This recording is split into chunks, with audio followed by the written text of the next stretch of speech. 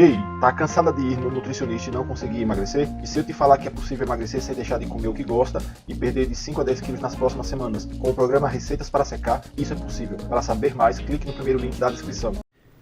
Eu tenho a sensação que quando as pessoas elas falam, mas o ser humano ele tá fadado a dar errado, né? Porque ele tem tudo contra. Então a gente tem isso contra. A gente tem contra esse devaneio que a gente tem sobre o coletivismo. A gente tem, né, onde você precisa estar junto com a manada. A gente tem essa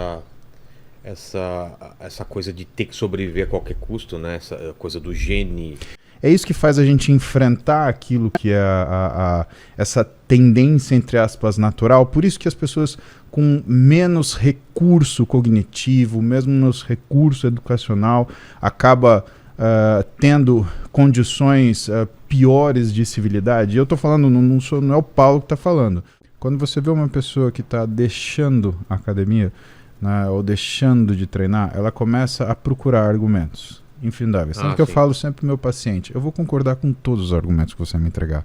Porque os argumentos são seus. E eu não tenho como avaliar para você se isso é justo ou não justo.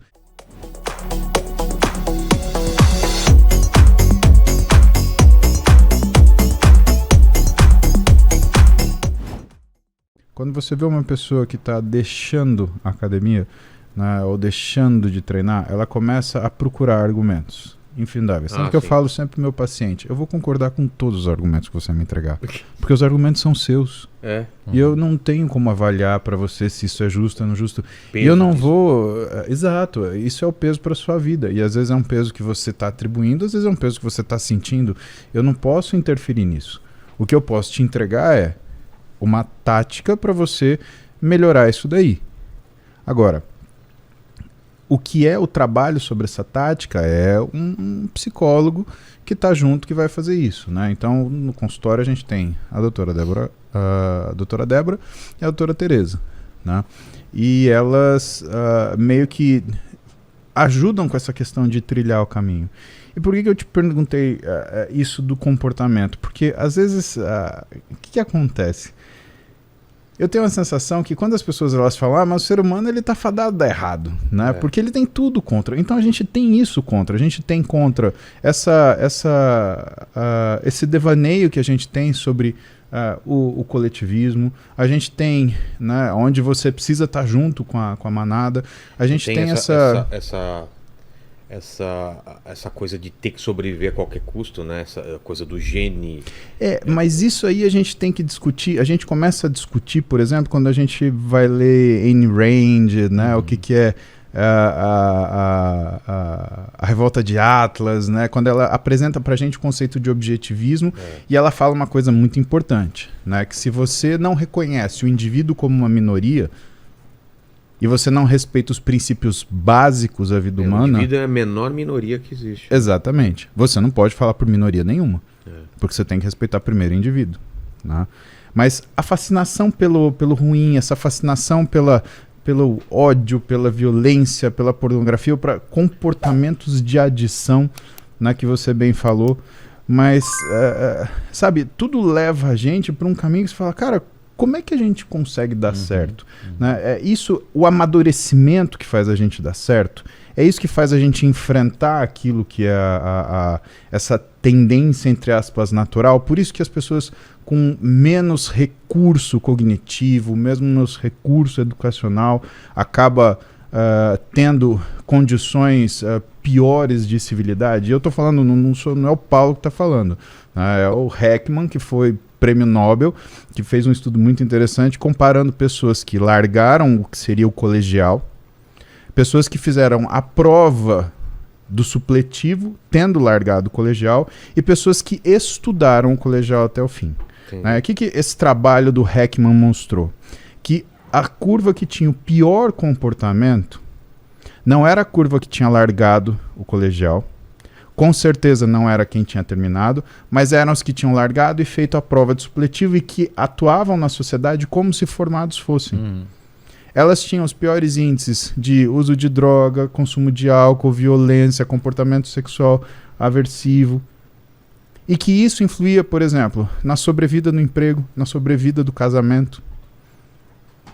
E aí a gente começa a perceber que existe a ignorância, existe a falsa sensação do conhecimento e existe o que é o conhecimento, ou vamos colocar maturidade, e aí que o Heckman ele chama de nível de consciência, né, ou capacidade de consciência.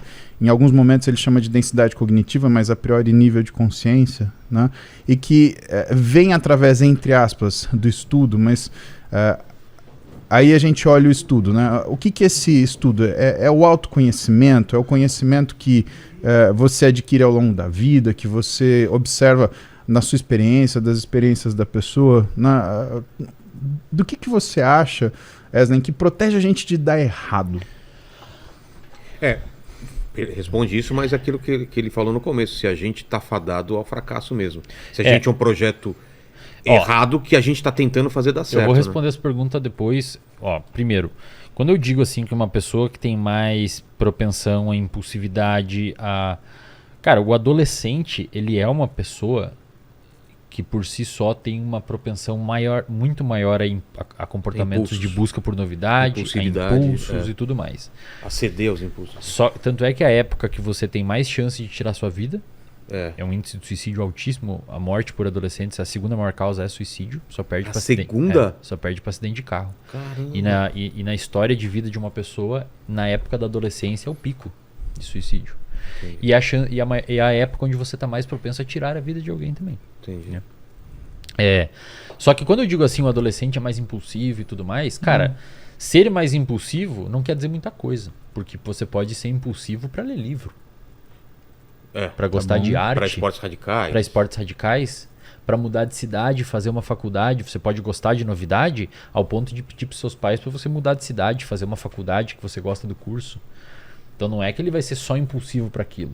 O ambiente muitas vezes vai auxiliar se aquilo vai ir para um lado ou para o outro. Por isso que os pais têm uma influência importante ali. Os pais e os amigos. Então. E os amigos, exato. Mais ainda os amigos na adolescência. Porque os pares, adolescentes se importam. Tem um estudo muito foda, cara. A formação da personalidade. Exato. E tem um estudo muito foda que os caras botam um fone de ouvido num adolescente, numa máquina de ressonância magnética funcional enquanto ele está jogando videogame. E tem outro adolescente falando para ele, corre mais com o carro, vai mais rápido nessa curva.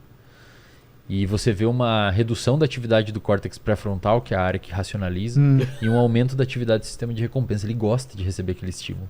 O adulto não. O adulto você vê uma redução do sistema de recompensa. Quando o outro adulto está falando, corre mais, vai, acelera na curva. E um aumento do pré-frontal. Ele fala, cara, não vou acelerar nessa curva aqui, eu vou fechar essa bosta. Bater o carro, cara. O cara tá viajando. E aí pega um cara idoso e ele simplesmente ele caga porque o cara tá falando. E o adolescente, ele se importa muito. Vira, senão você vai bater. Que se foda. Quem é que tá falando aqui? Que é isso, cara?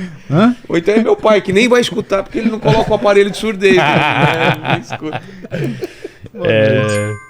Então, assim, o adolescente, ele é mais responsivo aos pares, de fato. Agora, eu gosto de falar que o comportamento humano é como se fosse um carrinho de supermercado com a rodinha quebrada. Ele vai indo pro lado, cara. Se não tiver nada que puxe contra, vai indo fazer até que força para manter ele em linha reta. Exato. Então o que faz força muitas vezes para manter o carrinho em linha reta? Obrigações sociais. Tipo assim, cara, você tem que... Leis. Leis. Você não pode, velho. Não pode. Vai ser preso. Você não pode sair cagar aqui na frente da rua, que vai dar merda, entendeu? Literalmente. Olha isso, cuspiu o logo, né? Não. Esse carrinho já desandou faz tempo, cara. Não tem força que traz eles pra cá. Se você fala não pode cagar, e fala não é, aí eu vou cagar aqui mesmo. Exato, tem algumas exceções. Tem algumas exceções. Tá me falando que é aqui mesmo. Me deram uma ideia, me deram uma ideia boa. Defante, né? Esses caras... E tem outras, por exemplo, sei lá, cara, você não pode dirigir até tal idade, você tem que usar capacete, você...